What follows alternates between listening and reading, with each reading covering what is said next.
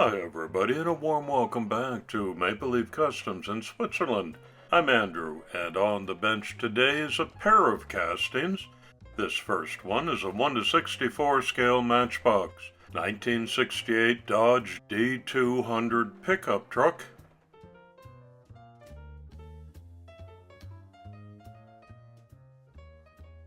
It's very play-worn, a lot of wear and tear and paint chips. This second one is a Hot Wheels Supervan, even more banged up. This one was definitely chewed by the dog, but it's a Hong Kong issue car, which means it's got a metal chassis. I'll do my best to salvage these and get them back into circulation. Stay tuned to see what becomes of them. It's a brand new season here at MapleLeaf Customs, and I appreciate your visits all year long. A very special welcome to all of those who are new to the channel. I hope you enjoy the content. Both of these castings came to me by way of mail calls. The pickup truck was from friend of the channel, Aaron B. Now you get a closer look at the windshield. It's really ratty looking. I hope I can clean it up because I need to reuse that. It has a plastic interior and truck bed, and a plastic chassis with a lift kit on it. I may end up keeping these big beefy wheels because they suit what I've got in mind.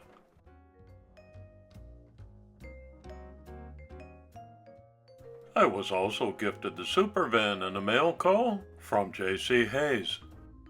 Thanks J.C., thanks Aaron for these castings. I know it takes a while to get through them all, but these ones are getting their turn on the bench today. Aside from the main body of the Supervan, the other parts are not so important to this project today, so I'm not real worried about the blacked out windshield, really dirty interior, or this scuffed up base and wheels. They're not going to get reused. But I still gather everything up for safekeeping. This is what I'm going for today. I got this inspiration pic from J.C. Hayes. He's the one who also supplied the Supervan. J.C. spotted it on the COE Trucks Instagram site. He regularly shares crazy car pics among the diecast community, and this is the third or fourth time I've taken the bait. Thanks, J.C., for providing ongoing inspiration for me and my builds. Lots of jewelers saw work in this project, neatly dividing the pickup into two parts, and also separating the cockpit from the back of the Supervan. They're just the right scale to fit each other, so that's a good start. Coming up in the month of January is Jim Silva's annual Winter in the Wasteland Invitational. I'm taking that opportunity to do another Mad Max build, this time the 6-foot from Furiosa. There's a Plymouth Coupe on the calendar. On the last day of the month is the Four Horsemen Invitational on an Autobahn theme.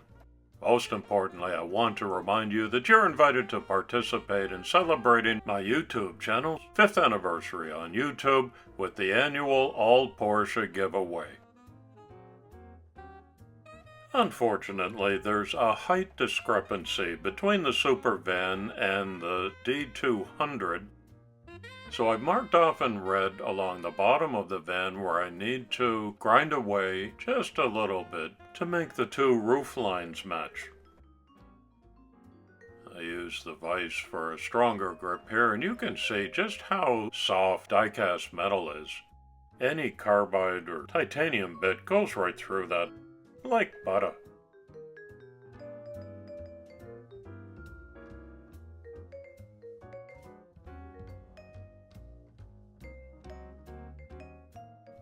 Beauty. That was easy.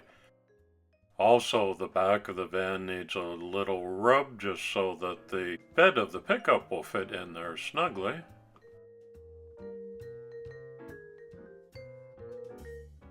The first community shoutout of 2025 goes to Cast Wrecker on Instagram. I've left the address in the description of this video so you can locate this excellent site and see some cool custom work. I use a little bit of super glue just as tack welding to do a test fit on the 3 separate pieces now.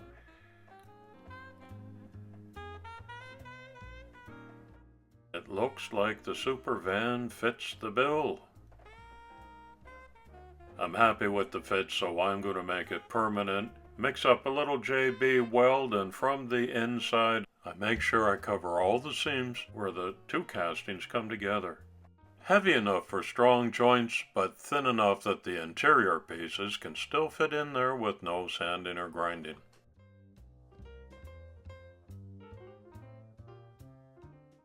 Locked in place now.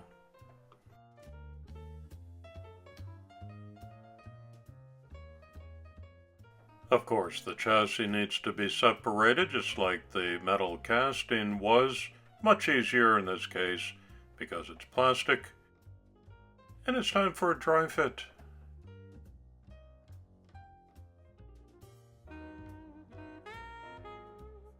The pickup interior and the front of the chassis, including axle and wheels, go in just as they should. In the back of the pickup truck as well. Nothing is permanently secured yet, but good time to test it out. Straight as an arrow.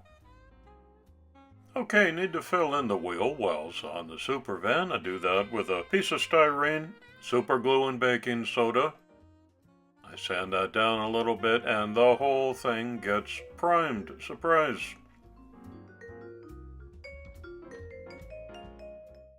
The pickup is repainted in black. Tape that off, and the Supervan midsection gets done in white instead of yellow. This will more closely match the inspiration pick that I've got. I'll let that dry up overnight.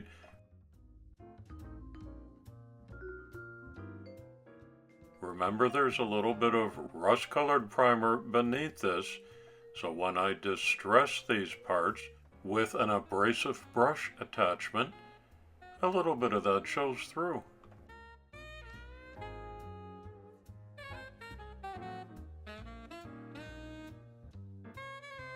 I want this to look like a real backyard job because that's the impression I got when I saw the picture for the first time. Nothing professional going on here. I want to add a few more obvious rust spots with some drips, and I do that with a dark brown and a medium brown color and a very fine tip brush. Don't want to go over scale size here, so finesse is the key.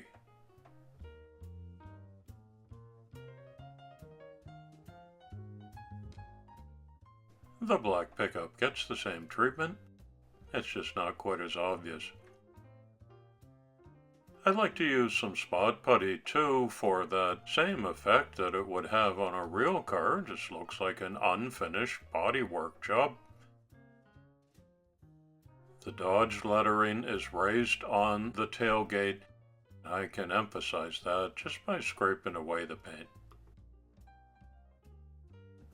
I had to fill in the gap in the undercarriage beneath the Supervan. I do that with a piece of styrene. I dropped a couple of I-beams down each side to look realistic. Fabricated my own drive shaft. With a little bit of Vallejo ground texture, I'm able to camouflage the seams as well as add in some real looking grunge on the bottom. Rounding third and heading for home, I use some weathering powders. Of course, the wheels need to be dusted up a little bit. That's easy to do. I go around the whole thing. Wherever I think some mud would be thrown up, generally behind the wheels. And here are a couple of fake windows. Just did them with a black decal. which gives a very nice effect. Final touch is always a channel logo somewhere underneath the build. Let's have a closer look. It is a silly project, but it was kind of a crazy picture, and I thought, let's start off the year with a little bit of fun. Now, the Dodge D-200, which had a King Cab, has an XXL Super King Cab. You saw how everything was joined together. I think it looks pretty seamless from the bottom. It's meant to be obvious when you look at the exterior here.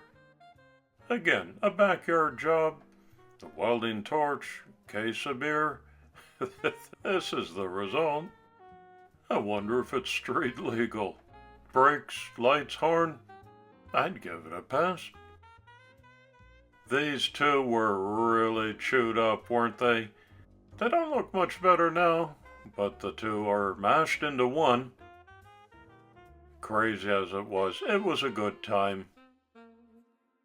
But I don't think it's kid-friendly, so I won't be taking this one to the Goodwill store like I normally do. It'll be a dust collector on my shelf somewhere. Still, I invite you to leave your respectful comments below. Thanks for helping me keep the channel family friendly. I hope you enjoyed this visit to MLC. Come on back soon and often. It's coffee time.